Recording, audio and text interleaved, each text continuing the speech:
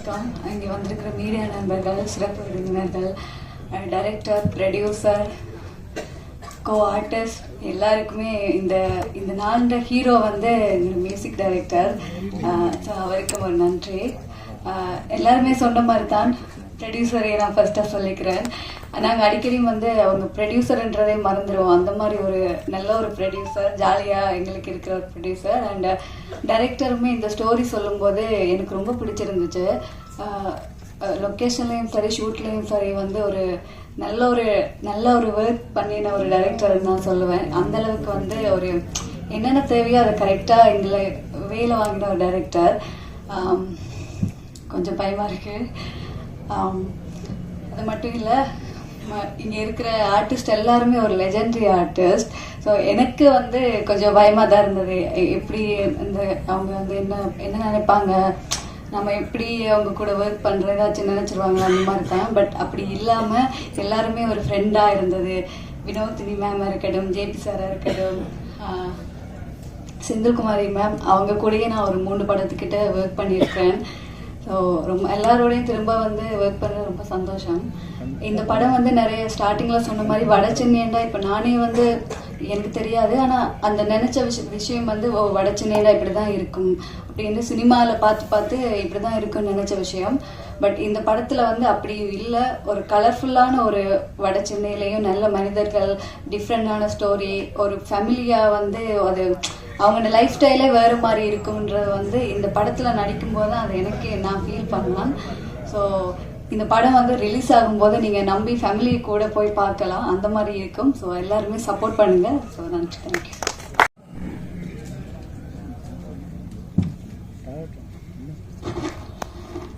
எல்லாருக்கும் வணக்கம். First Dhananjayan sir, Vikraman sir, Mansoor sir, மெம்ஸ் பிரபு சார், எல்லாரும் வந்து ரொம்ப நன்றி சார். இந்த and first major thanks to எங்கள் டைரக்டர் அண்ட் எங்கள் ப்ரொடியூசர். என்னை நம்பி இந்த ஒரு பாசிட்டிவான ஒரு கேரக்டர் கொடுத்ததீங்க.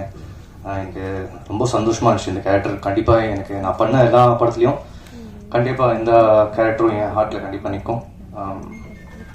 நிறைய ஆர்டிஸ்ட் நடிச்சிருக்காங்க இந்த படத்தில், நிறைய பார்த்ததே உங்களுக்கு தெரியும். நான் படம் பண்ணும்போது நான் ஃபுல்லாக அந்த ஃபேமிலி கூட தான் நான் ஷூட் பண்ணியிருந்தேன். அண்ட் மேஜர் போர்ஷன்ஸ் நான் ஜனனி கூட தான் ஷூட் பண்ணேன். ஸோ நான் படம் டப் பண்ணிட்டு இருக்கும்போது தான் நான் சார் கிட்டே கேட்டேன், இன்னும் எத்தனை ஆர்டிஸ்ட் இருக்காங்க படத்தில், செம்மையாக இருக்குது சார், கண்டிப்பாக அது வெற்றி படமாக அமையும் சார். ரொம்ப நன்றி சார், நீங்கள் என்ன சூஸ் பண்ணீங்க இந்த ஒரு கேரக்டர் பண்ணுறதுக்கு. ஏன்னா நான் ஹீரோவை விட ஐ திங்க் அப்பா தான் இந்த படத்தில் ஹீரோவாக நடிச்சிருக்காரு. அண்ட் நானும் அவரும் சேர்ந்து இந்த படம் வந்து 4வது படம் சேர்ந்து நடிச்சதில். ஜேம்ஸ் ஜோசப்டன் சார், என் ஃபஸ்ட்டு படம் ஈசன் அவர் தான் மியூசிக் டைரக்டராக பண்ணார், சசிகுமார் சாரோட டைரக்ஷனில். அப்போ நான் ரொம்ப சின்ன பையன், சினிமானாலே ரசிப்பேன், அவ்வளோதான். சினிமா பின்னாடி என்னெல்லாம் நடக்கிறது, இவ்வளோ பெரிய விஷயம்லாம் இருக்குன்ட்டு எனக்கு எதுவுமே தெரில அப்போ அந்த சின்ன வயசில். ஸோ சசிகுமார் சாருக்கு இந்த மேடையில் நான் ஒரு பெரிய நன்றி தெரிவிச்சுக்கிறேன். அண்ட் இப்போ வரைக்கும் நான் 2010லேருந்து இப்போ 2026 வரைக்கும் நான் இண்டஸ்ட்ரியில் இருக்க என்னை சப்போர்ட் பண்ணி நான் கேட்ட எல்லா உதவிகளுக்கும் சப்போர்ட்டுக்கும் எங்கள் அப்பாவுக்கு நான் ஒரு பெரிய நன்றி சொல்கிறேன். ஏன்னா இது வரைக்கும் என்ன is never put me down. I always been support from அப்பா and my family. Last cameraman sir Dilraj sir and MS Prabhu சாரும் பண்ணியிருக்காரு. வடச்சென்னை வந்து எப்போவுமே ஒரு வயலன்ஸாக தான் காமிச்சிருப்பாங்க. டைரக்டர் சார் ஒரு டோட்டலான ஒரு டிஃப்ரெண்டான ஒரு விஷன் காமிச்சாரு. அந்த ரியாலிட்டியாக எடுத்துகிட்டு வரணும்னா தில்ராஜ் சார் தான் காமிச்சிருக்காரு. ரொம்ப அற்புதமாக, ரொம்ப அழகாக வடச்சென்னையை காமிச்சிருக்காரு. எங்களை எல்லாரையும் ரொம்ப அழகாக காமிச்சிருக்காரு ஃப்ரேமில். ஸோ அவருக்கு ஒரு பெரிய நன்றி. அண்ட் மீடியா ஃப்ரெண்ட்ஸ், நீங்கள் தான் படத்தை சப்போர்ட் பண்ணி எங்களை மாதிரி ஆர்டிஸ்ட்டை இன்னொரு அடுத்த ஸ்டேஜ்க்கு எடுத்துகிட்டு போனோம். ஸோ படத்தை கண்டிப்பாக நீங்கள் பார்த்துட்டு உங்களுக்கு எல்லாருக்கும் பிடிக்கும்னு எனக்கு ஒரு நம்பிக்கை இருக்குது. ஸோ சப்போர்ட் பண்ணுங்கள். அண்ட் ட்ரெய்லர் அண்ட் சாங்ஸ் நீங்கள் வந்து ட்ரெண்ட் மியூசிக்கில் நீங்கள் பார்க்கலாம். அதோட நான் முடிச்சுக்கிறேன். நன்றி, வணக்கம். வந்திருக்கும் அனைவருக்கும் வணக்கம். சிறப்பு விருந்தினர்களுக்கு நன்றி தெரிவிச்சுக்கிறேன். எல்லாத்துக்கும் மேலே நீங்கள் கிட்டத்தட்ட 3வது ஷோவில் இருக்கிறீங்கன்னு நினைக்கிறேன். ஸ்கூல் பிள்ளைங்க கூட காலைல வந்தால் ஈவினிங் போயிடுவாங்க. நீங்கள் காலையில் வந்து 2 படத்தை பார்த்துட்டு அதுக்கப்புறம் இவ்வளோ பொறுமையாக எங்களுக்கு ஆதரவாக இருக்கிறீங்க. மிகப்பெரிய நன்றி, ரொம்ப பணிவான நன்றி. அது எவ்வளோ சிரமம்னு எனக்கு தெரியும். ஒரு தேட்டருக்குள்ளே நீங்கள் இவ்வளோ நேரம் இருந்துக்கிட்டே இருக்கிறீங்க. அது கொஞ்சம் கூட முகம் சொல்லிக்காமல் எங்களுக்கு இன்னும் ஆதரவு கொடுத்துட்ருக்கீங்க. ரொம்ப ரொம்ப நன்றி. இந்த படத்தில் நான் எல்லாரையும் டைரக்டர் செலக்ட் பண்ணியிருப்பார். நான் வந்து வாலண்டியராக வண்டியில் ஏறினேன்னு நினைக்கிறேன். ஏன்னா அவர் வீட்டில் வந்து கதை சொல்ல வந்தப்போ என் சன்னு கேட்க தான் வந்தார். பட் முழுமையாக கதை சொன்னார். நான் எல்லாருமே கேட்டுருந்தேன், இது யார் பண்ணாங்க, அது யார் பண்ணாங்க, எல்லாமே சொல்லிட்டாரு. இந்த அழகர் கேரக்டர் யாருங்க பண்ணாங்க, அதுதான் எனக்கு தெரியல, இன்னும் அப்படியே ஃபைனலைஸ் பண்ணாமல் இருக்கிறோம் அப்படியா அப்படின்னு. ஏன்னா எனக்கு ரொம்ப பிடிச்சிருந்தது அந்த கேரக்டர். சரி ரைட் ஓகே. ஏன்னா நானாக போய் கேட்கக்கூடாது, நான் பண்ணுறேன், எனக்கு பிடிச்சிருந்தது. ஆனால் அந்த கேரக்டர் அப்புறம் அவர் சொன்னார், நீங்களாம் பண்ணால் நல்லா இருக்கும்னே, பட் பண்ணுவீங்களான்னு தெரியல, ஏன் பண்ண மாட்டேன் அப்படின்னு. பண்ணுவீங்களா அப்படின்னா, இதென்ன ரொம்ப போச்சு, நடிகை தானே வந்திருக்கிறோம், கண்டிப்பாக பண்ணுறாங்கன்னு. ரொம்ப அழகான ஒரு இயல்பான படமாக எடுத்திருக்கிறார். நான் கேட்ட கதை நான் டப் பண்ணும்போது நான் பார்க்கும்போது எங்கேயுமே அது மாறுபடவே இல்லை. நாங்கள் பேசுகிற வசனங்களாகட்டும், எங்கள் வீடுகளாக காமிச்ச இடங்களாகட்டும், எல்லாமே பார்த்தீங்கன்னா அந்த இயல்பு மீறாமலே இருக்கும். ஒரு சமயக்காரன், ஒரு பெயிண்டரு, ஒரு சைக்கிள் கடைக்காரன், பஞ்சர் ஓட்டுறவங்க, இதுதான் அந்த 3 கேரக்டர் தான். இந்த 3 கேரக்டருக்கு உள்ள குடும்பங்கள், அவங்களோட குழந்தைகள், அவங்களுக்குள்ள நடக்கிற சந்தோஷமான விஷயங்கள், சங்கடங்கள், இதுக்கு நடுவில் ரொம்ப பிடிச்ச வில்லன் நடிகராக நிறைய பண்ணுறாரு சரத் சார். ஸோ அவர் ஒரு பவர்ஃபுல்லான ரோல் பண்ணியிருக்காரு. எனக்கு பிடிச்ச அத்தனை நடிகர்கள் கூட நடிச்சிருக்கேன். சின்ன பெரிய ரோல் அத்தனை பேருமே, சுப்பிரமணிய சிவா அவர் சைடு, பிரசன்னா அவர் சைடு, இவங்க செஞ்சி மேம், வினோதினி மேம், இது மாதிரி நிறைய இந்த படத்தில் உள்ள அத்தனை பேருமே எனக்கு ரொம்ப பிடிச்ச நடிகர்கள். அவரோட நடிப்பை ரொம்ப விரும்பி பார்ப்பேன். அவரில் எல்லாருமே ரொம்ப அற்புதமாக யூஸ் பண்ணியிருக்கிறாரு இயக்குனர். ஸோ அதுக்கு அவருக்கு நான் வாழ்த்து சொல்லியே ஆகணும். மிக சிறப்பாக பண்ணியிருக்கீங்க, ரொம்ப பரவாயில்லாமல் பண்ணியிருக்கீங்க. இதில் கொஞ்சோண்டு எனக்கு மீறி தெரிஞ்சது என்னென்னா அந்த டூயட் சாங், அது அடமாக வச்சார். இப்போ தெரியுது ஏன்னா அது அவ்வளோ அழகான மியூசிக். அதை கேட்டுட்டு அவரால் வைக்காமல் இருக்க முடியலன்னு நினைக்கிறேன். அது கனவா என்னன்னு தெரியாது, அந்த சீக்வன்ஸ் எனக்கு தெரியல. அது ஒன்று தான் வந்து இந்த படத்தில் கொஞ்சம் அந்த நார்த் மெட்ராஸ்லேருந்து அந்த களத்துலேருந்து கொஞ்சம் விலகி இருந்தது. பாக்கி அத்தனையுமே பார்த்தீங்கன்னா ரொம்ப இயல்பாக அப்படி தான் இருக்கும். அந்த இடம், இந்த குடும்பங்கள் இப்படி தான் இருக்கும், இவங்க இப்படி தான் பேசுவாங்க, இவங்களுக்குள்ள உள்ள நட்பு இப்படி தான் இருக்கும். இது எல்லாமே அவ்வளோ அழகாக எடுத்துருக்குறாங்க. ஃபர்ஸ்ட் டைம் ப்ரொடியூசர் ரொம்ப பிரமாதமாக பண்ணியிருக்கிறாங்க. அவங்களுக்கு என்னுடைய வாழ்த்துக்கள். இந்த படம் வெற்றி அடையணும். ஒரு படம் ஜெயிச்சதுன்னா அந்த ப்ரொடியூசர் அதை எடுத்துகிட்டு வீட்டுக்கு போக மாட்டாங்க, அடுத்தடுத்த படங்கள் பண்ணுவாங்க. அந்த வகையில் அவங்க ஜெயிக்கணுங்கிறது எனக்கு மனப்பூர்வமான விருப்பம். அதுக்கு வாழ்த்துக்கள். ஜேம்ஸ் வசந்தன் சார் எப்படி பளிச்சுன்னு அப்படி டேஷிங்காக இருக்காரோ அப்படி தான் அவரோட மியூசிக்கும். அவ்வளோ ஒரு ஹேண்ட்ஸமாக ப்ளீர்னு அப்படி இறங்கி வந்தார்னா அந்த சபையே நிறையிற அளவுக்கு ஒரு அட்டகாசமான பர்சனாலிட்டி. அதுக்கேற்ற மாதிரி மியூசிக். இப்போ தான் எனக்கு ஞாபகம் வருது, பசங்களில் ஷேர் பண்ணியிருக்காங்க, அதுக்கப்புறம் இந்த படத்துலையும் ஷேர் பண்ணியிருக்கிறாங்க. அதான் சொல்லேன், எனக்கு பிடிச்ச நடிகர்கள், எனக்கு பிடிச்ச டெக்னீஷியன்ஸ், இவங்க எல்லாருக்கூடையும் பண்ணியிருக்கோம். எடிட்டர் சொன்ன மாதிரி அவர்கிட்ட ஆரம்பத்துலேருந்தே சொல்லிட்டு இருப்பார், நான் எல்லாத்தையும் முடிச்சுட்டு தான் சார் பண்ண போகிறேன், அப்பெல்லாம் பண்ண போகிறதில்ல அப்படின்னாரு. அது இங்கே ஸ்டேஜ்லேயும் அவர் ரெஜிஸ்டர் பண்ணார். ஸோ நாங்கள் பேசும்போது சொல்லுவார், இல்லை சார் நான் பண்ணல சார், இல்லை முடிக்கிட்டேன் சார், ஒரு டைரக்டர் முடிக்கிட்டேன் சார், முடித்தோன்னே நான் ஒட்டுக்கா எல்லாத்தையும் வச்சு பண்ணிடுறேன்ட்டு. நான் டப் பண்ணும்போது எனக்கு ரொம்ப மன நிறைவோடு தான் நான் டப் பண்ணேன். இன்னும் படத்தை முழுசாக பார்க்கணுங்கிற ஆர்வம் நிறையா இருக்குது. ஸோ டைரக்டர் எப்போ காமிக்கிறாரோ பார்த்துருவோம். அடுத்தடுத்த சந்திப்புகளில் உங்களை மீட் பண்ணும்போது நிறைய அதை பற்றி பேசினா. இன்னைக்கு காலம் ரொம்ப சுருக்கமாக இருக்குது, உங்களை ரொம்ப நேரம் உட்கார வைக்கிறதுக்கு எனக்கு சங்கடமாக இருக்குது. அதனால் நான் பேசணும்னு நினச்ச விஷயங்கள் வந்து தனிப்பட்ட முறையில் நம்ம பேட்டின்னு கொடுக்கும்போது நம்ம பேசலாம். நீங்கள் எல்லாம் வந்து இவ்வளோ நேரம் இருந்ததுக்கு அகெயின் நன்றி சொல்லிக்கிறேன். Thank you so much. டாக்டர் மனிதநேய மாந்தரசி இந்த படத்தின் ஃபைனான்ஸ் மினிஸ்டராக, ஃபைனான்ஸ் கண்ட்ரோலராக சிறந்த பட்ஜெட் போட்டு பல ஆயிரக்கணக்கான பேர்களுக்கு வேலை வாய்ப்புகளை கொடுத்து ஒரு இயக்குநரையும் உருவாக்கி உன்னதமாக அமர்ந்திருக்கக்கூடிய மாண்புமிக்க டாக்டர் தயாரிப்பாளர் மோகனா அவர்களே, மாண்புமிக்க இயக்குனர், மனிதவள மேம்பாடு சிறப்பாக ஆக வேண்டும் என்று இங்கே சிறப்பான புதியவர்களை எல்லாம் அறிமுகப்படுத்தி எனக்கு தெரிந்த 30 வருடங்களுக்கு மேல் இந்த துறையிலே போராடி இன்று வெற்றி பெற்று இயக்குனராக அறிமுகமாகி இருக்கின்ற மைதீன் அவர்களே, இசை புரட்சியாளன் சாதாரணமா சொல்லக்கூடாது, இது அவருக்கான விழா. இத இடையில அங்க போயிட்டு வந்துடலாம். மிகப்பெரிய ஒரு போராட்டம் நீட்டுக்கு எதிராக நடந்தது.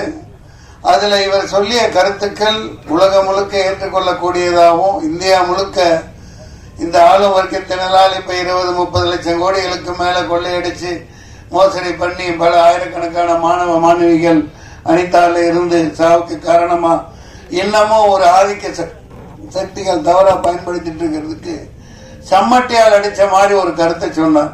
நீங்க ஆட்டோ டப் பண்ணி இங்கிலீஷ்ல போடுங்க.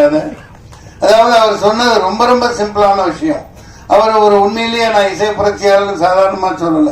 கண்கள் இரண்டால் பசங்க இப்படி பல வெற்றி பாடல்கள் கொடுத்திருக்கார். தைப்பொங்கல் அந்த பாடல் ஆடியோக்கவும் செஞ்சீங்க இல்லையா? அற்புதமான ஒரு உருவகம் வளர்ந்துட்டு வரையில 2 வரிதான் அவர் சொன்னது. ஏன்னா நீங்க இப்படி போட்டு கோச்சிங் அது இதுன்னு போட்டு சாவடிச்சு இப்படி புளியறீங்களே, 11ஆம் வகுப்பு 12ஆம் வகுப்புல அந்த சிலபஸை வச்சு தொலைங்கடா நாதாரிங்களா. அது நான் சொல்றதை திட்டி சொல்றேன். எவ்வளவு எளிமையான கருத்து பாருங்க. எதுக்கு அந்த சிலபஸ அந்த கோச்சிங் போட்டு கோடிக்கணக்கா கொள்ளையடிக்கிறாங்களே, நீ என்ன வெங்காயம் என்னமோ ஏதோ வை, அந்த படிப்பை 11ஆவது 12ஆவது வச்சு தொலைங்க அப்படின்னு பயங்கரமான ஒரு உண்மையை சொல்லியிருக்கார். அவர் பல அரசியல்வாதிகளுக்கு முன்னோடியா நெத்தி போட்டுல அடிச்ச மாதிரி ஒரு இதை பண்ணி இருக்கார். அதற்காக ரெட் சால்யூட் மிஸ்டர் ஜேம்ஸ் வசந்தர். மேலும் ஒளி ஓவியர், இந்த படத்தின் ஒளிப்பதிவாளர் மாண்புமிக்க டாக்டர் தில்ராஜு அவர்களே. நான் என்னடா மாண்புமிக்க டாக்டர் சொல்றான்னு சில பேர் யாராவது தப்பு கணக்கு போடுவாங்க. நீங்க அந்த மாதிரி உட்கார்ந்து இருக்கீங்க. டைரக்டர் தைரியமா இருங்க. 40-30 வருஷத்துக்கு முன்னாடியே 93 நினைக்கிறேன் என்னோட முதல் படம் வெளியிட்டப்ப டாக்டர்னு பட்டம் கொடுத்தாங்க அம்மாவுக்கு. நான் அப்ப சும்மா இருக்க மாட்டேன், ஏதாவது ஒண்ணு பண்ணிட்டு இருப்பேன். எனக்கு தெரியும். அது என்னோட படத்துல 60 நடிகர்களுக்கு மேல போட்டு நானும் படம் எடுத்தேன். ராஜாதி ராஜகுலத்துங்க ராஜமார்த்தாண்ட ராஜ கம்பீர காத்தவராய கிருஷ்ண காமராஜர். நான் என்ன பண்ணேன், மாண்புமிக்க டாக்டர் நாகேஷ் அவர்கள், மாண்புமிக்க டாக்டர் மனோரமா அவர்கள், மாண்புமிக்க டாக்டர் குள்ளமணி அவர்கள், இன்னைக்கு போய் பாருங்க இருக்கும். முழுக்க 60 நடிகர்களை போட்டு விளம்பரம் எடுத்தேன். தினத்தந்தையில போட மாட்டேன்ட்டாங்க. அப்ப சில்க் சுமிதா மேல எனக்கு ஒரு பரிசா கொடுத்திருந்தாங்க. ஒரு கார் கண்டஸ்ட் எடுத்துட்டு கிளம்புடான்னு எல்லாத்தையும் கூட்டிட்டு போயிட்டேன். நேராக போய் ஏன் எதனால இல்லைங்க, அது ஒரு மாண்புமிக்கங்கிறது மந்திரிகளுக்கு தான் போடுவோம். அப்படி எந்த புத்தகத்துல இருக்கு? இல்ல நீங்க டாக்டர்னு போட்டிருக்கீங்க. நாங்க சினிமாவில் அவங்க 1000 படம் நடிச்சவங்க மனோரமா, அவங்க நாங்க நேசிக்கிறோம், நாங்க பட்டம் கொடுக்குறோம். உங்களுக்கு என்ன போட்டு ஆகணும் போடணும்னு சொல்லிட்டு வந்துட்டேன். அவங்க போட்டாங்க. ஏன்னா தினத்தந்தி ஆதித்தனாரோட அற்புதமான நம்ம தமிழ் உணர்வாளர். அது போன்று நம்ம கௌரவிக்க வேண்டியது நம்ம கடமையா இருக்கு. நம்ம துறையை நம்ம கேவலமாகவும் இதாகவும் பேசுறதுனாலதான் மிகப்பெரிய அழிவுக்கு உள்ளாகிட்டு இருக்கோம். இந்த இடத்துல இதை ஏன் சொல்றேன், நான் வந்து எல்லாத்தையும் முடிச்சிடுறேன். மோகன்ராஜன் ஆகா எங்கப்பா அட்டி நிறுத்திலே என்ன எட்டி பின்றாரப்பா, கட்டா குஸ்தி சம்பவக்காரி என்ன சம்பவம் பண்ணிட்டாப்பலப்பா. இங்க இருந்து தான் இந்த லிரிக்ஸ் அவருக்கு கிடைக்குதோ அடி பின்றாரு. மோகன்ராஜன் பாடலாசிரியர் அவர்களே, நிலவை பார்த்திபன் அவர்களே, வினோதினி வைத்தியநாதன் சும்மா இருக்கிறாங்களா பாருங்களா. இந்த வயசுலயே அவங்க அப்பாவை கூட வச்சுக்கிட்டு ரீல்ஸ் போட்டு அப்பாவை விட்டு கொடுக்காத பிள்ளையா கவர்மெண்ட்டுக்கு எதிரா அடி சமட்டி அடிக்கிறாங்க. அவர் தைரியத்தை பாராட்டலாம். நடிகர் தோழர் மாண்புமிக்க ஜெயபிரகாஷ் அவர்களே, பிரசன்னா பாலச்சந்திரன், அருவி மதன், கவிதா பாரதி அவர்களே, இயக்குனர் மூர்த்தி அவர்களே, அக்ஷயா அவர்களே, சஞ்சய் அவர்களே, மாண்புமிக்க கோகுல் அவர்களே, நிகில் கணேஷ்குமார் அவர்களே, ஜெயசீலன் கலை இயக்குனர் ஜெயசீலன் அவர்களே, MS பிரபு அவர்களே, கொஞ்சம் மற்றவங்கெல்லாம் போயிட்டு நல்ல கொஞ்சம் டைம் இருக்குன்னு நினைக்கிறேன். அனைவருக்கும் நெஞ்சார்ந்த வாழ்த்துக்கள். இப்போ கதாநாயகனுக்கு வருவோம். இவர் என்ன அநியாயம்பா, அதாவது நம்ம ரசம் குடிச்சிருக்கோம், எனக்கு எலுமிச்சை ரசம் பிடிக்கும், பூண்டு ரசம், அப்புறம் என்ன தக்காளி ரசம், புளி ரசம். படப்பிடிப்பில் ஆச்சரியமாலாம் பொள்ளாச்சி எங்கெங்க படப்பிடிப்புலாம் அந்த காலத்தில் எங்களுக்கு மல்லிகைப்பூ ரசம்லாம் செஞ்சு தந்திருக்காங்க. ரொம்ப அற்புதமாக இருக்கும். மல்லிகைப்பூ தேநீர் டீ தந்திருக்காங்க. அந்த மாதிரி பல ரசங்களை நம்ம குடிச்சிருக்கோம். ஆனால் இவங்க பாருங்க, இந்த நடிப்பில் பயங்கரமான ஒரு பல ரசத்தை புரிஞ்சிட்டு இருக்காங்க பாருங்க. கதாநாயகன் கதாநாயகி அடேங்கப்பா, அண்ணலும் நோக்கினாள் அவளும் நோக்கினாள்னு ஈருடல் ஓர் வீரா அசத்தலான ஒரு காதல் ரசத்தை பிழிந்து கொண்டிருக்கிறார்கள். அந்த குழந்தைக்கு வாழ்த்துக்கள். நல்ல அற்புதமா இருக்கு. உஷாரா என்ன பண்ணிட்டாருன்னா, நம்ம துஷந்த் கதாநாயகன் இது கொரோனா வந்துடக்கூடாதுன்னு கண்ணாடி போட்டார். கண்ணாடி போட்டு அற்புதமா இருக்கு, பார்த்துக்கிட்டே இருக்கலாம் போல இருக்குப்பா. நல்ல பேர் கிடைச்சிருச்சு தமிழ்நாடு தமிழ் ரசிகர்களுக்கு. அப்படி ஒரு ஜனனி பெரிய அளவுக்கு வருவீங்க, அற்புதமா இருக்கு. இங்க நான் ஏன் இங்க பாருங்க, அதே நேரத்தில் இந்த பேப்பர்ல எல்லாம் ஒரு விஷயத்த நீங்க இன்னையிலிருந்து அது மாறணும். இந்த சின்ன சின்ன இடத்துல டெக்னீஷியன் பேரை போடுறாங்க, ஹீரோக்கள் பேரை பெருசா போடுறாங்க. போட்டுக்கீங்க, தப்பில்லை. ஆனா இந்த இரட்டடிப்பு பண்ணாதீங்க. இப்ப தொழில்நுட்ப கலைஞர்கள் கொஞ்சம் பேர் நடிகர்களை இங்க சொல்லிட்டோம். விளம்பரம் காப்பக்கம் வரும், பேர் பெருசா இருக்கும். ஆனா இந்த தொழில்நுட்ப கலைஞர்கள் கீழே கண்ணுக்கே தெரியாம இருக்கும். அது எவ்வளவு மனசு நோகும் பாருங்க.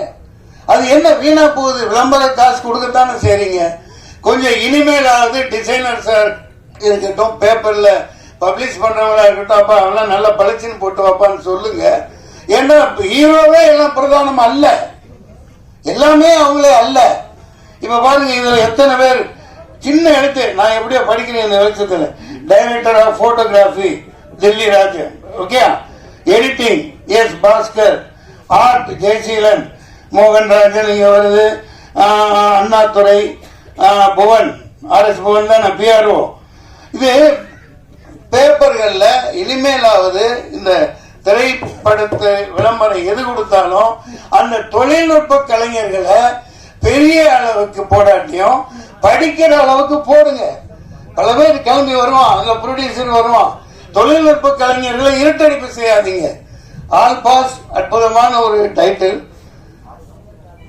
அதாவது எல்லாரும் ஜெயிச்சாச்சு. ஆமா, ஒன் ஸ்டெப் என்டர்டைன்மெண்ட், ஒரு அடி வெற்றி நோக்கி இன்னைக்கு அதிக அடி வச்சு வந்துட்டீங்க. அதை மனதார பாராட்டுறேன். All pass. நான் அதே பிளாஷ்பேக்கு போனா எல்லாம் ஆங்கிலத்திலேயே பேர் இருக்கு. இப்ப DC இருக்கு, இது இருக்கு. அப்ப அந்த காலத்துல அதிகமா இருந்தனால 93லயே தான் நான் போய் தூய தமிழ்ல தமிழ் படங்களுக்கு பேர் வைக்கணும் அப்படின்னு பெருஞ்சித்தனார் வந்தாங்க. ஊமைக்கறிஞர் சுரதா வந்திருந்தாரு, என்ன வாழ்த்தினாரு. அவங்க அந்த வள்ளுவர் கோட்டத்தில் போல அவங்க போராட்டத்தில் உட்காருங்க.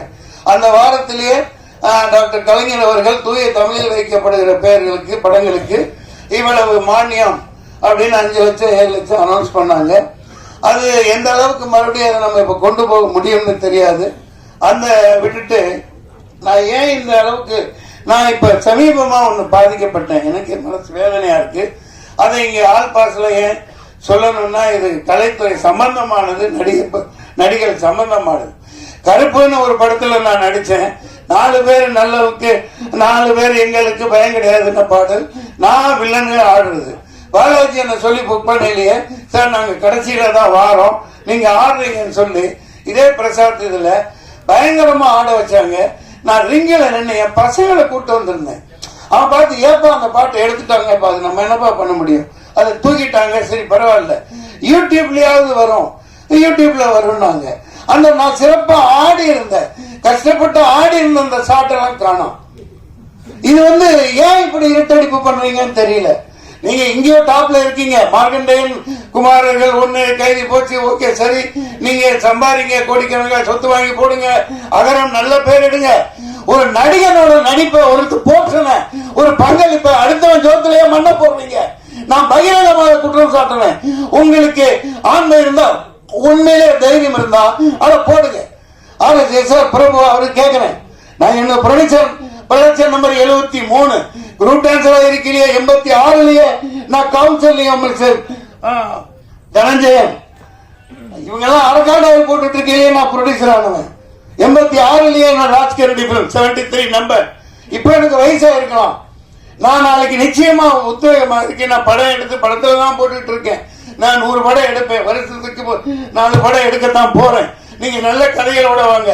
ஒரு கட்டா குஸ்தி மாதிரி, ஒரு பரிமளா இந்த மாதிரி ஏகப்பட்ட கதைகளோட வாங்க. நான் ஆயத்தமா இருக்கேன். ஆனா எஸ்ஆர் பிரபா நீங்க சொன்னது நாங்க அப்படியே வித்துட்டோம், ஆடியோ கம்பெனிக்கு வித்துட்டோம். இனி நான் என்ன பண்ண முடியும்? இது என்ன ஒரு பொறுப்பு இல்லாத. 350 படங்கள் நடிச்சுட்டேங்க. எத்தனை நடிகர்கள் ஆரோக்கியத்தில் இருக்காங்க. அதாவது இவங்க இருட்டடிப்பு பண்ணி எல்லாம் பில்டப்ல வாழ்ந்துட்டு இருக்காங்க. இன்னைக்கு ஹீரோ எல்லாம் பில்டப். ஒரு டான்ஸ் மாஸ்டர், ஒரு ஃபைட் மாஸ்டர், ஒரு டெக்னீஷியன், ஒரு பாடலாசிரியர், ஒரு இயக்குனர், இப்படி நூற்றுக்கணக்கான பேர் உழைப்பெல்லாம் இன்னைக்கு பில்டப்ல வாழ்ந்துட்டு இருக்கீங்க. ஆர்ஜே பாலாஜி எனக்கு என்ன 1500 ஷாட் பில்டப் கொடுக்குறீங்க ஹீரோக்கு. என்ன கம்மியா நிக்க வச்சிருக்கான். ஒரு இயக்குனர் 2-3 பேர்கிட்ட நான் சொல்லல, சரி இனிமேல் நீங்க சைன் பண்ணீங்க, முக்கியமான சீன் எது நடிக்கிறீங்களோ அதை எடுக்கிறீங்கன்னா என்ன கேட்காம நீங்க எடுக்க கூடாதுன்னு அக்ரிமெண்ட் போடுங்கன்னு சொன்னார். இதெல்லாம் எந்த அளவுக்கு சாத்தியம்? நான் நடிச்சு எத்தனையோ கேப்டன் 25,000 அடி தூக்கி போட்டிருக்காங்க. ஆனா அவருக்கு கால் தூசுக்கு ஈடாக மாட்டாங்க. அதனாலதான் படங்கள் நிக்குது. மலையாள படங்கள் ஏன் நிக்குது? இப்ப நல்லா நிக்கிறாங்க. மலையாள படத்தை பாராட்டுறோம், தலையில தூக்கி வச்சு கொண்டாடுறோம். எல்லா கேரக்டரும் நீ என் கேரக்டர் ஒண்ணு கொடுக்க வேணாம், ஒரு வெங்காயம், நான் வந்து பிச்சை எடுக்கிறவெல்லாம் கிடையாது. ஈட்டடிப்பு ஏன் பண்ற? அந்த என்ன மறைச்சிட்டு நீ பெரிய ஆளானா நான் தான் உண்மையான கருப்பு, நான் தான் கருப்பு, கருப்பே வருவா. மக்கள் சொல்லுவாங்க தைரியம் இருந்தா அந்த சாட்டை போடுங்க சார். நான் கஷ்டப்பட்ட ரிங்க ஆடினேன் சார், காணாம் சார், யூடியூப்ல போடுறேன்னு சொன்னாங்க சார். அதுக்கப்புறம் யூடியூப்லயும் போடல. அந்த பர்டிகுலர் நான் நடிச்சதை, நான் ஆடினதை, அது 2 நிமிஷம் சாட்டா இருக்கலாம், 4 நிமிஷமா இருக்கலாம். சூர்யா சார் இது விக்ரமத்தில் 5 நிமிஷம் தானே வந்தாரு. அந்த பிரசன்ஸ் தானே ஆடியன்ஸ் எல்லாத்துக்கும் இருக்காங்கல்ல சார். பசங்க பாவம், அவனுக்கு பதில் சொல்ல முடியல. கூட்டு போயிருந்தேன் ஷூட்டிங்க. அப்பா என்ன பயணி அப்படி ரிங்கில் அந்த இடத்துல ஆடின, பாட்டெல்லாம் ஷாட் உடைச்ச, எல்லாம் செய்ய சொன்னாங்க, ஏன் போடல? நான் உங்களுக்கு என்ன பதில் சொல்றது? இது இந்த மாதிரி ஒரு அயோக்கியத்தனம். முதல்ல ஹீரோவா இருங்க, நல்லா சம்பாதிங்க, என்னமோ வேணாலும் பண்ணுங்க. ஆனா சினிமா ஒரு கூட்டு குடும்பம், அதை ஞாபகம் வச்சுக்கோங்க. இது ஆல் பாஸ் வெற்றி அடைவோம். இந்த மாதிரி நிறைய பேர் வரணும். சினிமாங்கிறது ஒரு தனிப்பட்ட கதாநாயகனுக்கு அல்ல, ஒரு ஜனநாயகம் வந்தான்னா 100 பேர் கூட்டு போனாங்க. மலேசியா செலவு பண்ணி கூட்டு போனா அவன் ஜனநாயகன். இங்க நடக்கிற மதுரைக்கு கூட்டு போல. யாரும் என் இடத்துல நான் அடட்டி பரவாயில்ல.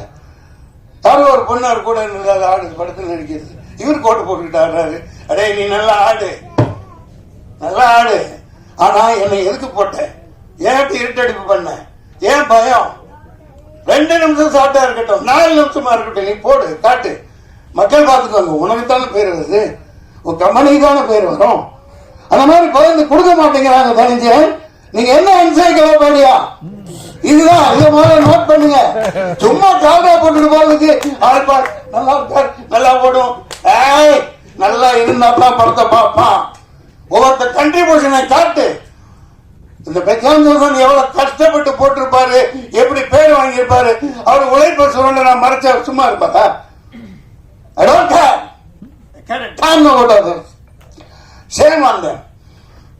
மக்கள் இருக்காங்க, இதை சொல்லியிருக்கேன் பாருங்க.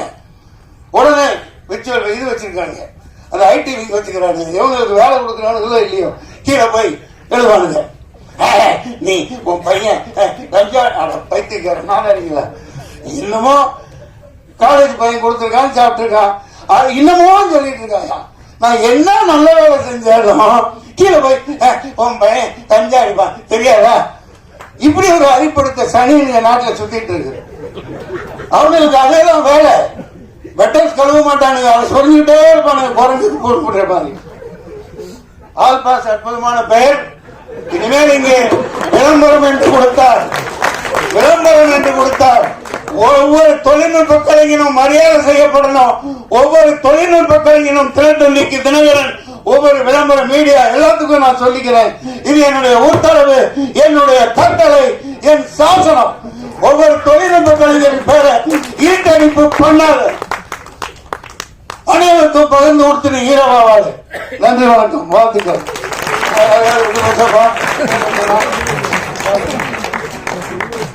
அனைவருக்கும் இங்கு வருகை தந்திருக்கும் ஊடக நண்பர்கள் அனைவருக்கும் என்னுடைய முதற்கண் வணக்கங்களும் நன்றிகளும். பொதுமக்கள் அனைவருக்கும் என்னுடைய நன்றிகளும் வணக்கங்களும்.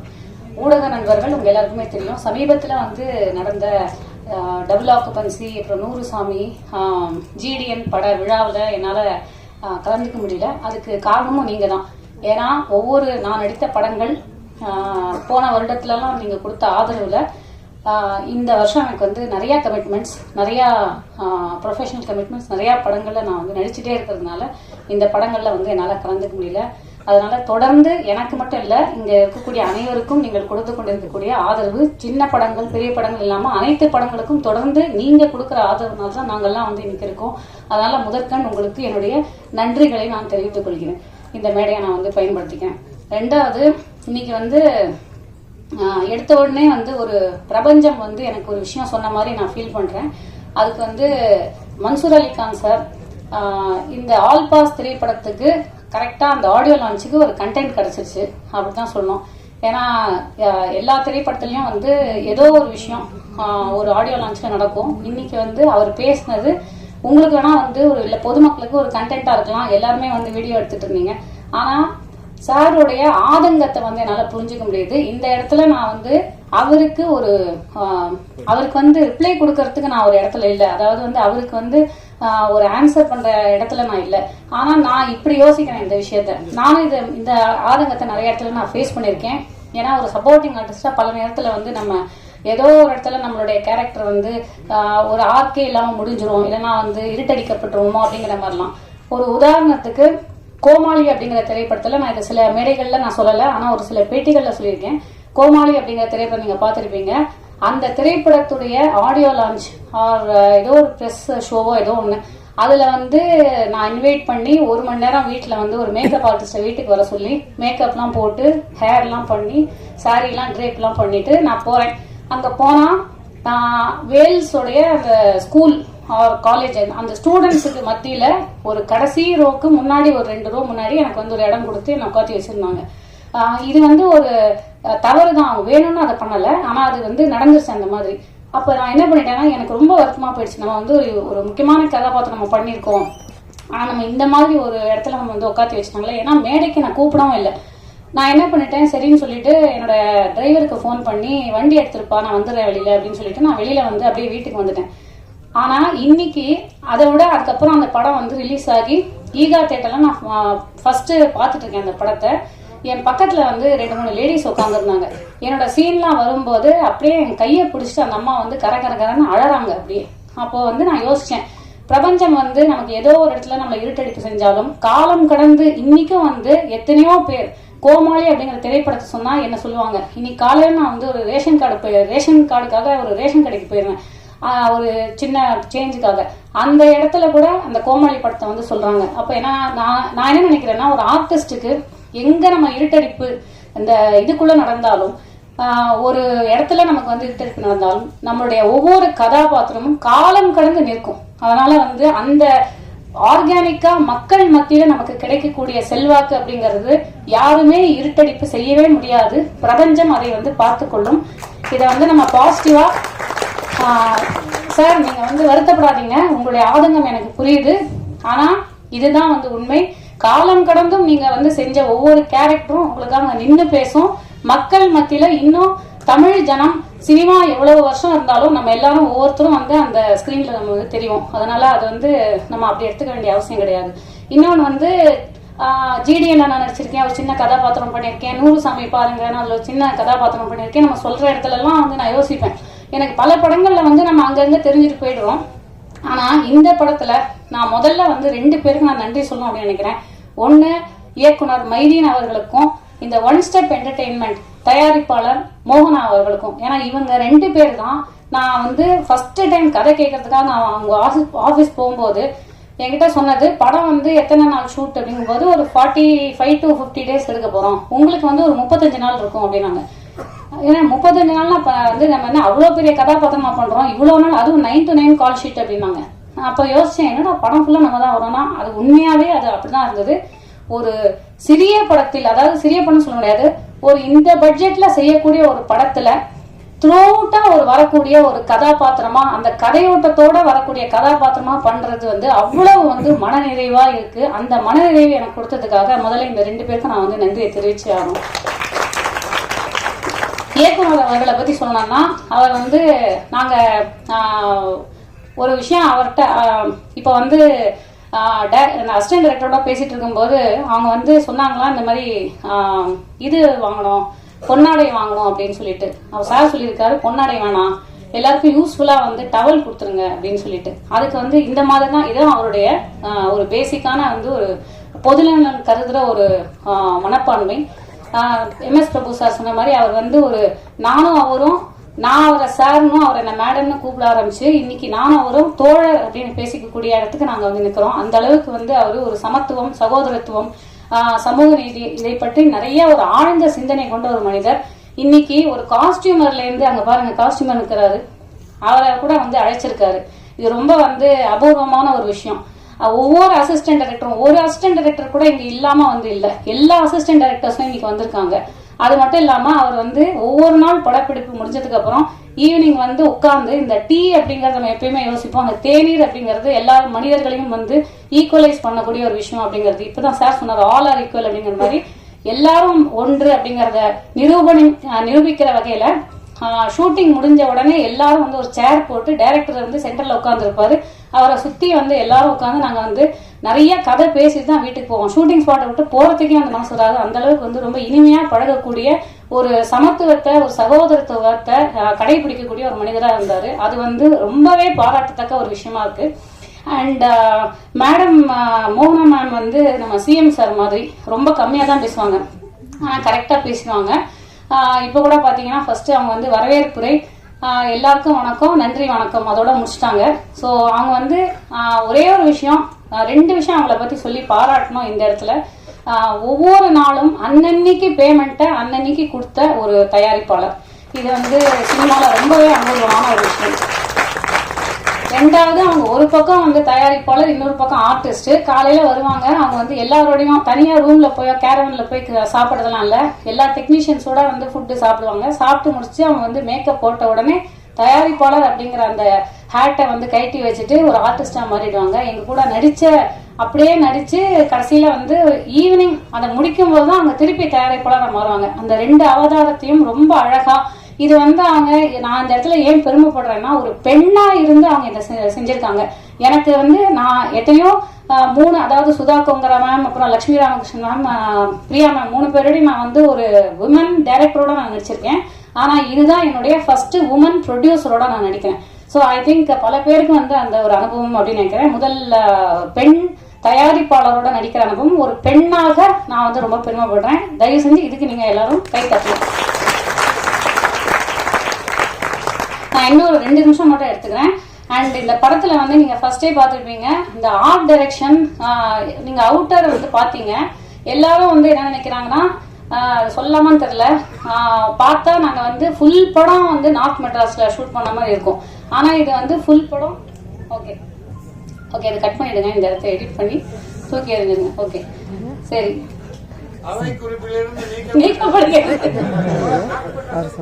சரி ஓகே. நார்த் மெட்ராஸ் மக்களுக்கு இந்த நேரத்துல வந்து நான் நன்றி தெரிவிச்சுக்கணும். ஏன்னா எல்லாரும் நார்த் மெட்ராஸ் இப்படி அப்படின்னு அவங்கள பத்தி நம்ம நிறைய அசியூம் பண்ணி இங்க பேசிட்டு இருக்கோம். நாங்க அங்க வந்து ஷூட் பண்ணோம் பல நாட்கள். எந்த வீட்டுக்குள்ள வேணா எந்நேரமும் புகுந்து எங்களுக்கு ஒரு சேர் வேணும், ஸ்டூல் வேணும், அங்க அடிக்கிறதுக்கு ஆணி வேணும், எது கேட்டாலும் கொடுப்பாங்க. அவ்வளவு ஒரு அழகான மக்கள், அழகான ஒரு வாழ்வியல். அங்க வந்து அந்த நாட்கள் வந்து எங்களுக்கு ஷூட்டிங் போன மாதிரியே தெரியல. யாரோட வேணா எங்க வேணா உட்காந்து சாப்பிடலாம். அது மட்டும் இல்லாம மத்தியானம் வந்து எந்த வீட்லயாவது வந்து கேட்பாங்க, உங்களுக்கு வந்து மீன் இருக்கு, மீன் குழம்பு செஞ்சு கொண்டு வரலாமா அப்படிங்கிற மாதிரி எல்லாம் கேட்டாங்க. அந்த அளவுக்கு வந்து அந்த மக்கள் அவ்வளோ வந்து எங்களுக்கு ஹெல்ப் பண்ணாங்க. அந்த ஷூட்டிங் நடந்த அந்த காலகட்டத்துல அவங்களுக்கு வந்து இந்த மேடையில நான் வந்து நன்றி சொல்லணும் அப்படின்னு நான் நினைக்கிறேன். அண்ட் அப்கோர்ஸ் ஆர்ட் டைரக்டரை தான் நான் சொல்ல வந்தேன். அந்த அவை குறிப்பிலேருந்து நீக்கக்கூடிய விஷயங்கள் என்னன்னா, ஆர்ட் வந்து ரொம்ப பிரமாதமா இருக்கும். அந்த படம் பார்க்கும்போது உங்களுக்கு தெரியும், என்னால அதை என்னன்னு சொல்றதுன்னு தெரியல. லிரிக்ஸ் அப்கோர்ஸ் என்னோட ஃபேவரட் சாங் அந்த சம்பவக்காரி, அது வந்து ஃபேவரட் சாங். பட் இந்த படத்துல வந்து அந்த ஆல் பாஸ் சாங்கை தவிர, அந்த பாட்டுடைய அந்த லிரிக்ஸ் வந்து என்னமோ அந்த என்னென்னமோ சொன்னீங்க. காசு தானே எல்லாம், அதுக்கு எல்லாரும் போடுவாங்க சலாம் அப்படிங்கிற அந்த லிரிக்ஸை வந்து காலத்துக்கும் இந்த லிரிக்ஸ் வந்து நிற்கும் அப்படின்னு நினைக்கிறேன். இது வந்து it's true of life. So இந்த லிரிக்ஸ் மட்டும் இல்லாமல் பல யதார்த்தமான பாடல்களை வந்து எழுதின மோகன்ராஜன் சார் அண்ட் விழாவின் நாயகன் அஃப்கோர்ஸ் ஜேம்ஸ் வசந்தன் அவர்கள். எல்லாரும் சொல்லிட்டாங்க அவரை பற்றி. அதாவது சுப்பிரமணியபுரத்துலேருந்து இன்னைக்கு வரைக்கும் அவரோட ஜேர்னி வந்து ஹஸ் பீன் வெரி இன்ஸ்பைரிங். அதில் முக்கியமாக வந்து சமீபத்தில் அவர் இளைஞர்களோட அவர் தன்னுடைய ரொம்ப ஒரு கொள்கை ரீதியான கொள்கை பிடிப்போட அவர் வந்து ஷேர் பண்ணிக்கிட்ட அவருடைய அரசியல் ரீதியான அரசியல் அப்படின்னு மட்டும் சொல்லாம அது வாக்கரசியல், அதுக்குள்ளேயே நான் போகல. ஆனா ஒரு அரசியல் ரீதியான ஒரு பார்வை அது வந்து அவருடைய ஒரு வேறு ஒரு பரிமாணத்தை இந்த உலகத்துக்கு வந்து காமிச்சது அப்படின்னு நினைக்கிறேன். அது வந்து எனக்கு ரொம்ப ரொம்ப இன்ஸ்பைரிங்கான ஒரு விஷயமா இருந்தது. ஏன்னா எந்த ஒரு இடத்துலயும் அவர் வந்து ஒரு பிசகாம அந்த விஷயங்களை வந்து இளைஞர்களோட, அதுவும் இளைஞர்களா வந்து அவங்க மதித்து அவர்களை எந்த ஒரு இடத்துலயும் வந்து அந்த இளைஞர்களை ஒரு டாப் டவுன் டூ அப்படிங்கிற மாதிரி செய்யாம ரொம்ப அழகா அவங்கள வந்து கையாண்ட விதம் நீங்க எல்லாருமே பார்த்திருப்பீங்க. அது வந்து அவருக்கு ரொம்ப பெரிய ஒரு என்னுடைய பார்வையில அவர் எங்கேயோ வந்து எலிவேட் பண்ணிருச்சு. So thank you so much for that sir. And தொடர்ந்து வந்து இந்த படத்துல வந்து இந்த ஆல் பாஸ் அப்படிங்கிற சாங் எல்லாம் வந்து ரொம்ப கேட்சியான ஒரு டியூன். அதுல நடுவில் வரக்கூடிய அந்த மெலடி சார் சொன்ன மாதிரி எங்களுக்கு வந்து ரொம்ப அழகா அமைஞ்சிருக்கு. ரொம்ப ரொம்ப நன்றிகள்.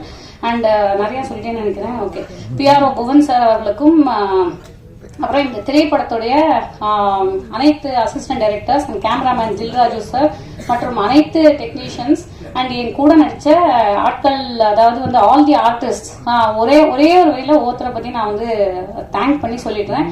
அப்கோர்ஸ் வந்து ஜெயபிரகாஷ் சார் சொல்லவே வேண்டாம், த சீனியர் மோஸ்ட். எதுக்குன்னா நான் ஏஜ் வைஸ் நான் எதுவுமே சொல்லலை. நான் என்ன, அதாவது வந்து பல நேரங்களில் நான் யோசிச்சிருக்கேன், எனக்கும் ஜெயபிரகாஷ் சாருக்கும் ஒரு படத்துல கூட காம்பினேஷன் வந்ததே இல்லைன்னு. இந்த படத்துல நாங்க நடிக்க ஆரம்பிச்சதுக்கப்புறம் இப்போ நாங்க வந்து இன்னொரு படமும் நாங்க வந்து 3 படம் இப்போ ஆக்சுவலா நானும் அவரும் சாரோட காம்பினேஷன் நான் பண்ணிட்டு இருக்கேன்.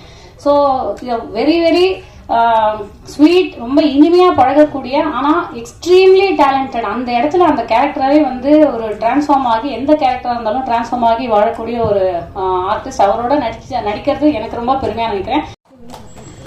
ஏற்கனவே ரொம்ப காலதாமதமாயிருச்சு. பாதி யூடியூபர்ஸ், கேமராமேன், பிரஸ் எல்லாம் வெளியே அனுப்பிவிட்ட சகோதரி வினோதினிக்கு நன்றி. நிறைய ஒரு ஜேபி சார் சொன்ன மாதிரி பேசணும்னு நினைச்சோன்னா ரொம்ப காலதாமதம் ஆயிடுச்சு. நான் இசையமைப்பாளர்னால என்னுடைய பகுதியோட நிறுத்திக்கிறேன். ஆனால் மோகன் அழகா ஒரு தனிப்பட்ட பஞ்சாயத்தை தொடங்கி வச்சனால அது இந்த பொது மேடையிலேயே தீர்த்துட்டோம்னா சரியா போயிடும் நான் நினைக்கிறேன். அதாவது 3 பாடல்கள் என்னோட உதவி இசையமைப்பாளர் விபின்க்கு நான் எழுதியிருக்கேன். சொன்னா நான் கேட்டார்ல, இதையும் சொல்லல. அவர் இசையமைப்பாளரான முதல் வாய்ப்பை எனக்கு இன்னைக்கு வரைக்கும் சொல்லல. ஏன் என்கிட்ட மறைச்சான்? பொறாமப்படுவேன்னு நினைச்சானா, இல்ல யாருக்கா போன் பண்ணி ஏன் அவனுக்கெல்லாம் வாய்ப்பு கொடுக்குறீங்கன்னு சொன்ன நினைச்சானான்னு எனக்கு தெரியல. இன்னைக்கு வரைக்கும் நான் இசையமைப்பாளர் ஆகுறேன், எனக்கு வாய்ப்பு வந்திருக்குன்னு சொல்லவே இல்லை. ஆனா 3 சீரியல் பண்ணிட்டான், நிறைய பண்ணிட்டான். ஏன் அந்த மறைச்சான்னு என் மனைவிக்கு வருத்தம். ஆனா நான் வருத்தப்பட மாட்டேன்னு அவனுக்கு நல்லா தெரியும். நான் யார்ட்டையும் எதுவும் எதிர்பார்க்கிறவனே இல்லை. எல்லாரையும் புரிஞ்சுக்குவேன். ஏதோ ஒரு காரணத்தினால நம்மகிட்ட மறைக்கலாம்னு புரிஞ்சுட்டு இன்னைக்கு வரைக்கும் சொல்லல. இதை தனியா சொன்னா எங்களுக்குள்ள புரிஞ்சு போயிடும், மற்றவங்களை பாடம் ஆகாதுன்னு பொது மேடையில் பதிவிட்டு விட்டேன். இனிமே அப்படி பண்ணக்கூடாது யாருக்கும். மறைக்க வேண்டிய அவசியம் இருந்தா, காரணம் இருந்தா பண்ணலாம். நன்றி மோகன், தேங்க்ஸ் டு யூ. சரி, எனக்காவது நீ சொல்லு, அந்த 3 பாடல் என்னத்துக்கு எழுதிக்க? படமா இல்ல சீரியலா? சீரியலா எப்படின்னு சொல்ல மாட்டாரு, அதனால நான் வாட்ட அப்புறம் போன் பண்ணி தெரிஞ்சுக்கிறேன். சரி, நேரடியா விஷயத்துக்கு வருவோம். ஒரு வட சென்னையினுடைய ஒரு த்ரில்லர் களத்துல ஒரு குடும்ப கதை அப்படி சொல்ல முடியுமான்றது எனக்கு தெரியல. முதல் முறையா இயக்குனர் மைதீன் பாய் வந்து என்னை பார்க்கும் பொழுது இதை நீங்க பண்ணணும், ஒரு சின்ன கதை தான் அப்படின்னு ஒரு 4 வரிகள்ல அதனோட பிளாட் பாயிண்ட் சொல்லுவாங்கல்ல, அந்த கதை கருவை அது சொன்னோன்னே எனக்கு பிடிச்சிருச்சு மனசுல. நான் வந்து ஸ்கிரிப்டை வாசிக்க விரும்புறேன். ஏன்னா அந்த இயக்குனர்கள், உதவி இயக்குனர்கள், இணை இயக்குனர்கள் அந்த கதையை சொல்லும் போது பாத்தீங்கன்னா அவங்க சொல்லும் பொழுது அங்கங்க மனசுல தோன்றதை ஃபீல் பண்றதெல்லாம் சொல்லிட்டே போவாங்க. அது படத்துல வராம போயிடும். இல்ல சொல்ல வேண்டியவர்களை சொல்லாமலும் போயிடுவாங்க. அதனால நான் ஸ்கிரிப்டை கொடுத்துருங்க, ஏன்னா அதுல இருக்கதான் எடுக்க போறாங்க. ஸ்கிரிப்ட் அனுப்பிவிட்டார். ஃபுல் ஸ்கிரிப்ட் படிச்சோன்னே ரொம்ப பிடிச்சி போச்சு. விபின்ட்டையும் நான் சொன்னேன், ரொம்ப நல்ல கதாடா, இதை நம்ம பண்ணணும் அப்படிதான் ஒத்துக்கிட்டேன். அவர் படமா பின்னணி இசைக்கு எனக்கு அனுப்பும் போது வந்து பார்த்தா அவர் சொன்னது அப்படியே ரொம்ப அழகா, இன்னும் நான் நினைச்சதை விட அருமையா எடுத்திருந்தாரு. எல்லாரும் அவங்கவுங்க பங்கு ரொம்ப சிறப்பா பண்ணியிருக்காங்கிறது சந்தேகமே இல்லை. நிறைய இப்ப பாருங்களேன், வினோதினி அவர்களை வந்து ஒரு 10-12 ஆண்டுகளுக்கு முன்னாடி நினைக்கிறேன், என்ன படம் எனக்கு நினைவில் நீங்க சொல்லுங்க. ஒரு கதாநாயகி அக்காவை நடிச்சிருப்பீங்க, எங்கேயுமே போதும். அந்த படத்துல அப்ப யாருமே எங்களுக்கு தெரியாது. பார்த்தோன்னே மனைவிட்டு சொன்னேன், இன்னைக்கு நம்ம படம் ஒரு படம் நம்ம டைரக்ட் பண்ணாலும் இவங்களை காஸ்ட் பண்ணணும், இவங்களுக்குன்னு ஒரு கேரக்டர் வைக்கணும்னு. அப்படி என் மனசுல இடம் பிடிச்சவங்க.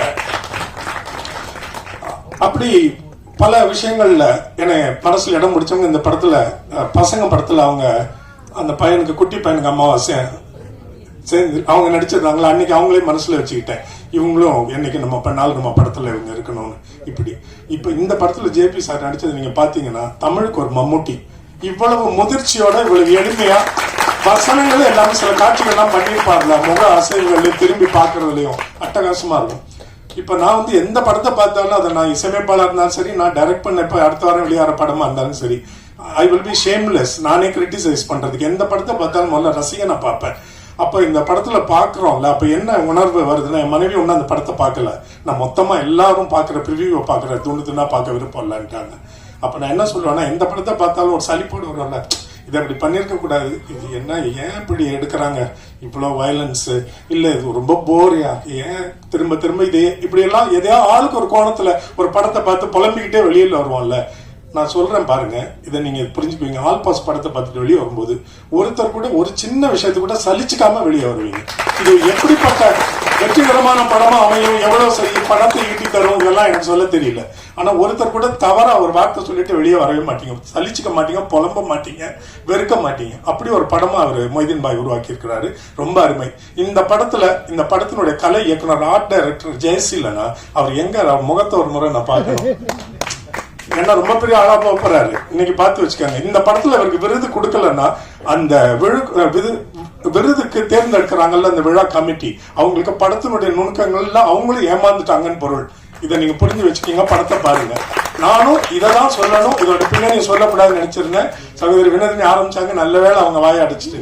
நீங்க படத்தை பாருங்க, உங்களுக்கு தெரியும். அதுக்கு பிறகு வர பேட்டிகள்ல இயக்குனர் சொல்லுவாரு, உங்களுக்கு கண்டே பிடிக்க முடியாது, அப்படி ஒரு சில விஷயங்களை நுணுக்கமா பண்ணியிருக்காரு. ரொம்ப என்னை கவர்ந்தவர். சரி, இந்த பாடல்கள் பண்ணனால நான் நேரா அதுக்கு வந்துடுறேன். இசையமைப்பாளருக்கு இந்த மாதிரி மேஜர் கோர் டெக்னீஷியன்ஸ் எல்லாருக்கும் அடையாளம் கிடைச்சிடும் பொது தளத்துல. அந்த பாட்டை உங்ககிட்ட வந்து சேர்க்கிறவங்களுக்கு அடையாளம் கிடைக்கிறது இல்லை. ஒவ்வொரு பாடல் பின்னாடி உழைச்ச எல்லாரையும் பத்தி நான் சொல்லிடுறேன். எனக்கு மோகன்ராஜன் வந்து ரொம்ப நெருக்கமானவன். அவருடைய முதல் படம் என்னுடைய இசையில அமைந்தது எனக்கு கிடைத்த ஒரு பாக்கியமா நான் நினைக்கிறேன். ரொம்ப அழகான வித்தியாசமான வார்த்தைகளை பயன்படுத்தி கருத்துக்களை ரொம்ப நறுக்குன்னு சொல்லக்கூடியவன். அவர் எந்த படத்துல பாட்டு எழுதினாலும் உடனே எனக்கு அனுப்பிடுவான், இப்படி ஒன்று வந்திருக்கு, இதை கேளுங்க சார், சிலது நல்லா இருக்கு, சிலது இன்னும் நல்லா இருந்திருக்கலாம், இப்படி எல்லாம் எங்களுக்குள்ள விமர்சனங்கள் உண்டு. அவர் முதல் சொன்ன அந்த கவிதைக்கு அப்புறம் ஒவ்வொரு முறை எனக்கு பாடல் எழுத வரும்பொழுதும் இல்ல போன் பண்ணும்போதும், இப்ப சார் இப்போ ஒரு கவிதை எழுதியிருக்கேன், இதை கேட்கறீங்களா அனுவோம். ஆனா இன்னைக்கு வரைக்கும் பாருங்க, நம்ம சந்திச்சு யாதுமாகி 2009, இது 2026, 17 ஆண்டுகளாகி இன்னும் கவிதை தொகுப்பார் வெளியிடாம இருக்கிறான். அது என்ன காரணம்னு தெரியல.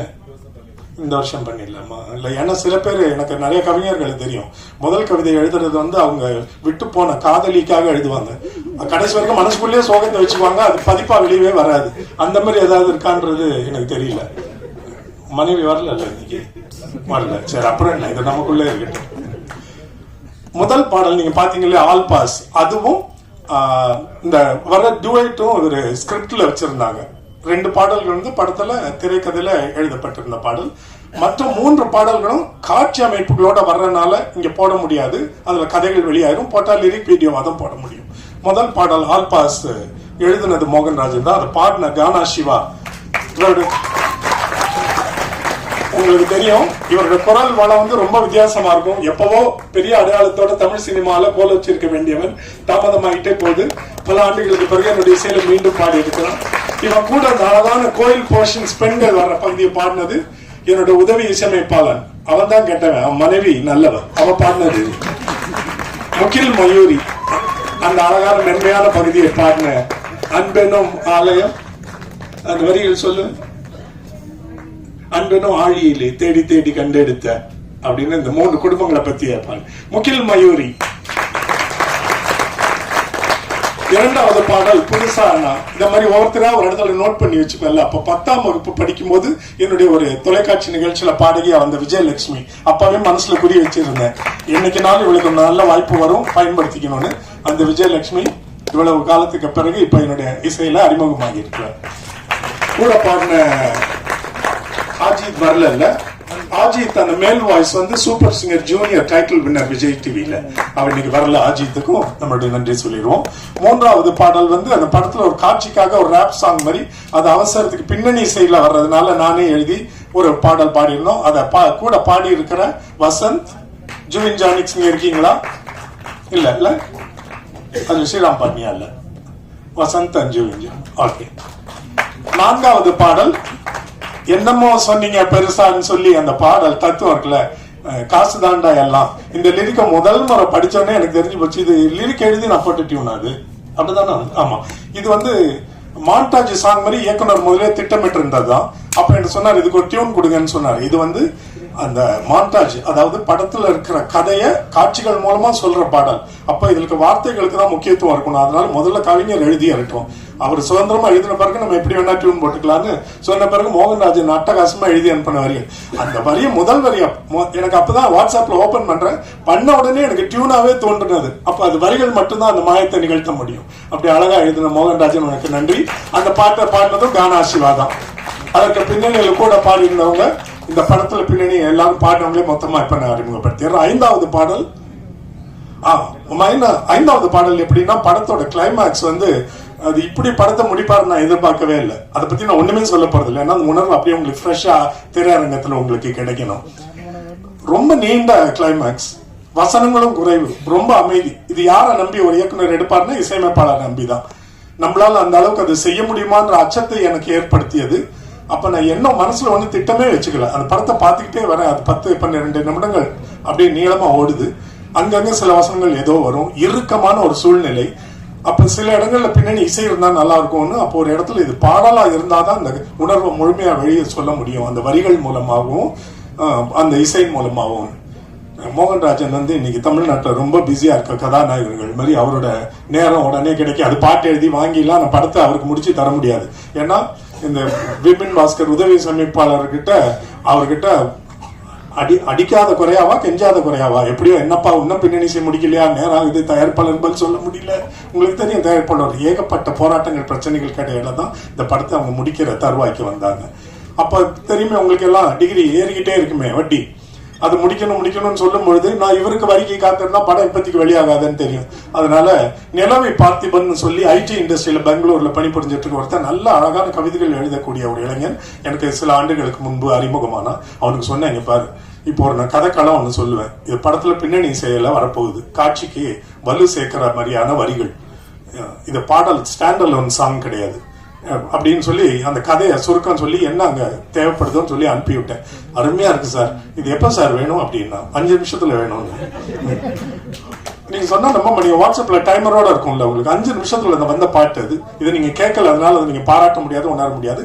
படத்தோட பார்க்க தெரிஞ்சு போயிடும். அந்த நிலவை பார்த்திபன் இன்னைக்கு பெங்களூர்ல இருந்து இந்த ஆடியோ ஒரு அறிமுக நல்ல நிகழ்ச்சி இவருக்கு வாய்ப்பு சினிமால கிடைக்குதுன்னு சொல்லி ட்ரெயின்ல டிக்கெட் புக் பண்ணியிருந்தாரா. அப்புறம் தான் விபின் சொல்றான், அவருக்கு ட்ரெயின் வந்து 5 மணி நேரம் தாமதம் ஆயிடுச்சுன்னு சொல்லிட்டாங்கன்னு நாளைக்கு வர முடியாம போயிருச்சு. நிலவை பார்த்திபன அடுத்த முறை நீங்க இந்த படத்தினுடைய வெற்றி விழாவில் அறிந்து கொள்ளலாம்.